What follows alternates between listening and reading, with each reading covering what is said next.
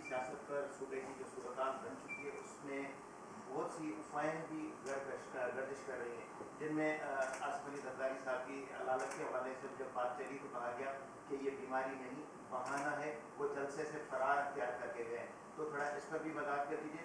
Pakistan peoples party ने हमेशा मोहब्बत की और अफवाह तफहीम की सियासत की है, मगर पहली मरतबा देखने में आया है कि अगर पीपल्स पार्टी में कोई कारकुन अगर क़यादत के खिलाफ कोई बात करता है तो उनके खिलाफ FIR और केसेस दर्ज करने का सिलसिला शुरू हो गया है। तो क्या ये पीपल्स पार्टी अपनी मुखायमत की सियासत का रास्ता छोड़कर लड़ने झगड़ने की सियासत के रास्ते पर? अच्छा भाई, जो आपने एक वाक़या किया ना, वो एक सोशल मीडिया पे एक क्लिप चला और सारी चीज़ें, वो प्लांटेड एक लड़का बिठा के उसके हाथ में करके, ये तो मैं आपको कल आपको जो बोलो आपके लिए भी मैं करवा के दे सकता हूँ अगर आप बोलो तो। ये इतना आसान नहीं है ये चीज़ें करना।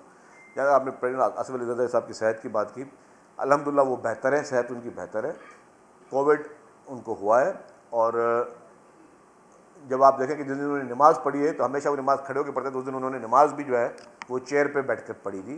तो उनकी सेहत सीरियसली थी, और हम लोग भी मिलने गए थे, चीफ मिनिस्टर साहब को भी उन्होंने बुलाया था उसी दिन, और हम भी गए थे। हमसे भी मुलाकात उनकी नहीं हो सकी क्योंकि उनकी सेहत ठीक नहीं थी, और इंशाल्लाह वो जल्दी ठीक हो जाएंगे। और मैं आपको बता दूँ, पीपल्स पार्टी या उसकी लीडरशिप कभी इन चीज़ों से नहीं घबराई। और जिस आसिफ अली जरदारी साहब की आप बात कर रहे हैं ना, मैं आज भी कहता हूँ कि सिंध के हुकूक के लिए जो मोहतरम आसिफ अली जरदारी साहब ने किया है, शायद किसी और लीडर ने नहीं किया है।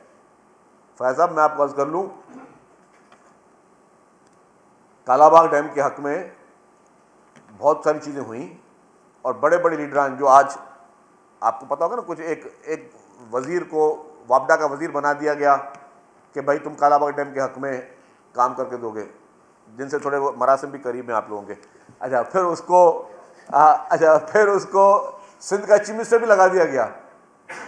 सिंध का चीफ मिनिस्टर लगाया गया कि भाई तू कालाबाग डैम बना के देगा हमें, और फिर हक में रैलियाँ होगी, सारी चीज़ होगी। पीपल्स पार्टी अल्हम्दुलिल्लाह। और उस कालाबाग डैम को दफन किसने किया जिसकी आप बात करें? मोहतरम आसिफ अली जरदारी ने। आपको याद है यहाँ पे नेशनलिस्ट के, हम भी इन्हीं सिंधी मीडियम स्कूल से पढ़े हैं हैदराबाद में, आपको तो याद होगा भाई।